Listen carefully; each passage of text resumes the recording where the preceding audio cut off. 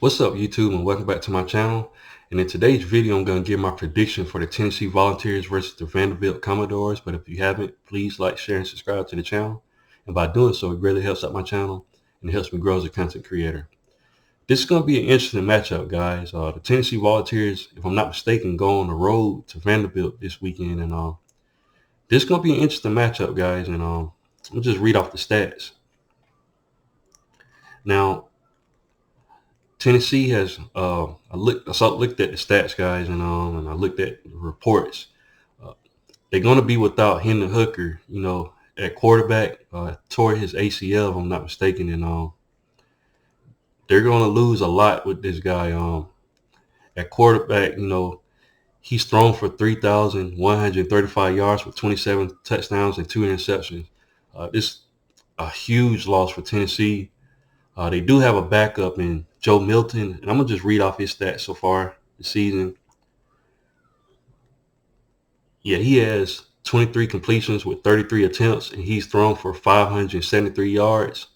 He has a completion percentage of 69.7.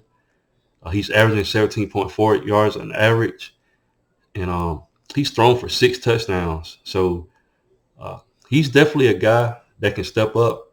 If I'm not mistaken, he came from Michigan.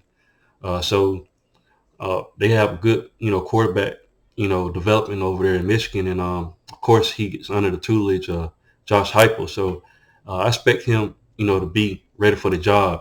He's not a bad quarterback at all by any stretch of the imagination. So, like I said, his percentage was right there with Hendon Hooker.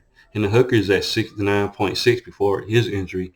So uh, Tennessee's offense should, continue to move smoothly, even though, he wasn't the starter, but his completion percentage is really, really good.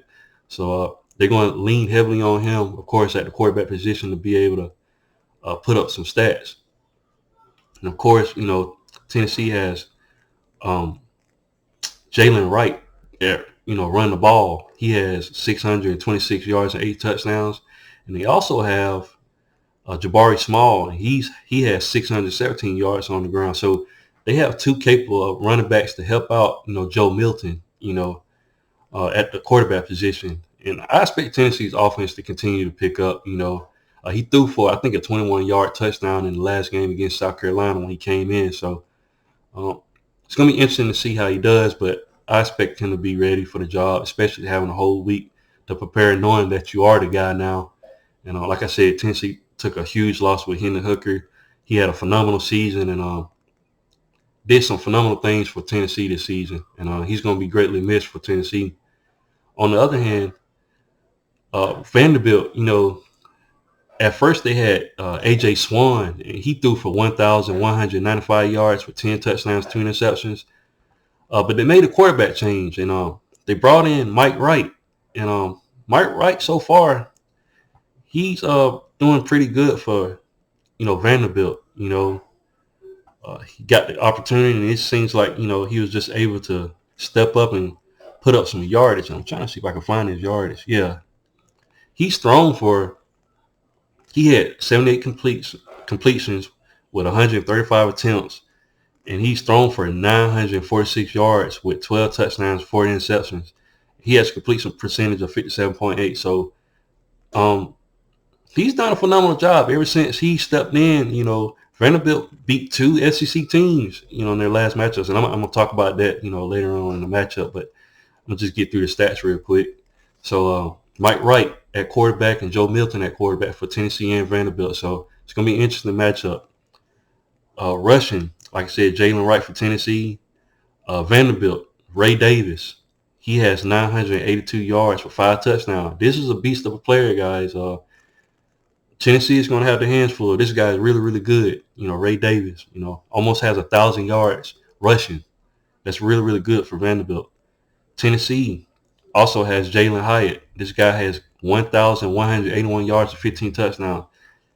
This guy's hard to stop. You definitely going to have to scheme up, and Vanderbilt's going to have their hands full against this guy, star wide receiver. But Tennessee also has, of course, Cedric Tillman. He was able to come back in the game. the last game, and I think he's the one that caught the pass from Joe Milton. And so far, Tillman, he has 417 yards. So, and like I said, he just came back and he already has 400 some yards. So he's really, really good at wide receiver position. So definitely gonna have to watch out for him if you're at Vanderbilt. And of course, Vanderbilt has Will Shepherd, and he has 728 yards and 9 touchdowns. So Vanderbilt is the team that's been playing really, really good lately, guys. And like I said, they upset two teams, and I'm gonna get into that later on in the video. But I'm gonna get to the points per game. Tennessee is averaging 46.5. Vanderbilt is averaging 26.8. So Tennessee has a huge advantage there. Points allowed per game, Tennessee is allowing 25.6. Vanderbilt is allowing 34.2. Both teams giving up more, points than they would like to, but Tennessee has the advantage. Vanderbilt, that might come back and bite them, allowing 34 points a game. So that's going to be interesting. But I'm going to get into the stats later on about the teams they played. Total yards. Tennessee is averaging 540 yards per game. Vanderbilt is averaging 355 a game. So huge advantage goes to Tennessee. You were to break that down, that's 348 through the air for Tennessee and 191 on the ground. That's insane, guys.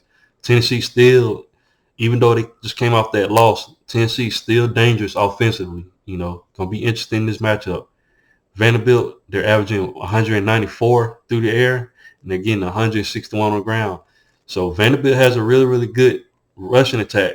So it's going to be interesting to see what happens. Yards allowed per game, Tennessee is allowing 411. That's 303 through the air, and they're allowing 108 on the ground. Tennessee has a great rush defense, and they struggled last game, but they're really, really good still up front. So Tennessee has a great defensive front. I expect them to try to put things back together, and try to tighten up defensively. Vanderbilt, they're giving up 456 per game, and that's 303 through the air and 153 on the ground. So they're giving up the same amount as Tennessee through the air, but they're giving up way more on the ground, 153. Tennessee has two good running backs, and that's going to be an interesting matchup. Got two good guys in Jalen Wright and Jabari Small, so Vanderbilt's going to be tasked with stopping both of those guys. And Tennessee is a run-first offense. Even though they pass it, they're really, really good at running the ball. They establish everything off the run, so it's going to be an interesting matchup. Teams that both opponents played, of course, Tennessee got the victory early on. They beat LSU at home, beating them really, really bad. They beat Alabama at home, beat them by 3. They beat Alabama by 3, if I'm not mistaken. 49-52. So a huge victory against my Alabama Crimson Tide, and that did dividends for Tennessee, and they supplanted themselves to be the number one team. Eventually they beat Kentucky 44-6, real good victory at home. Like I said, that Alabama victory set them up for the Georgia matchup, and it was ranked number 1. But Georgia beat them 27-13. That was their first loss in a Georgia team that's really, really good, and Georgia just shut them down offensively.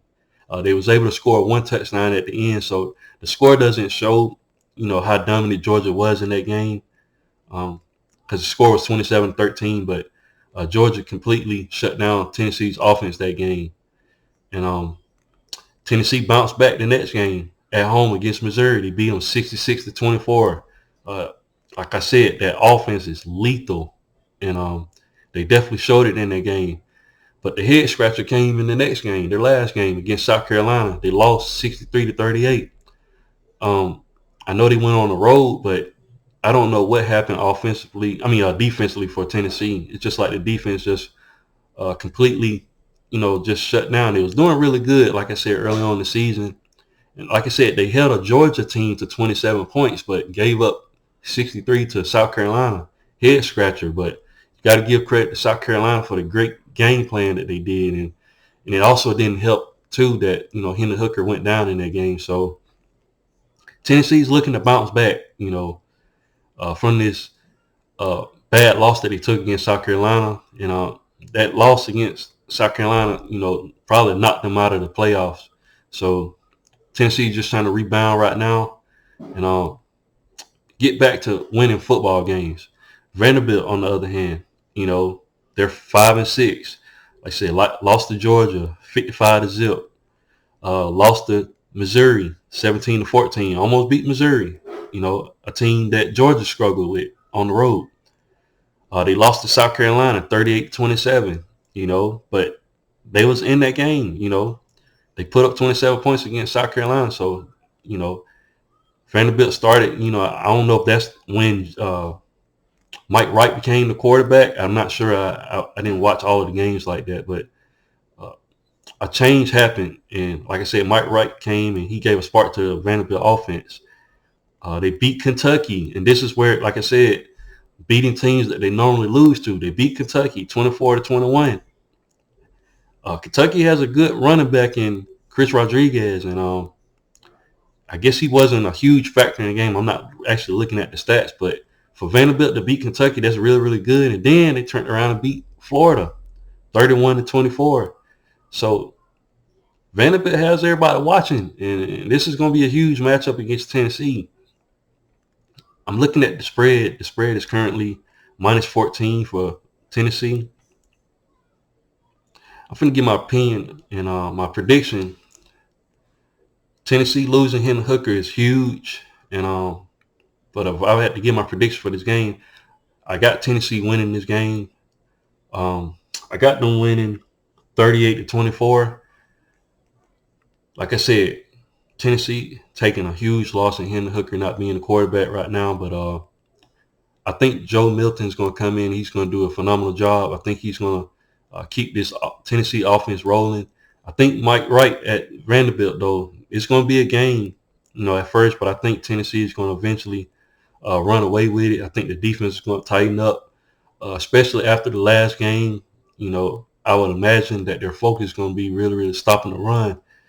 This Vanderbilt team is really, really good at running the ball, right at the sweet spot with 161 rushing yards. So I expect Tennessee to tighten up defensively and get some momentum going into the next season. And Vanderbilt, like I said, I think it's going to be close at first, but they're playing like they're on fire right now, and this could be a good matchup. But in the end, I think the talent difference is going to be the difference, and Tennessee is going to pull it off. But what do you guys think? Leave your thoughts and comments in the comment section.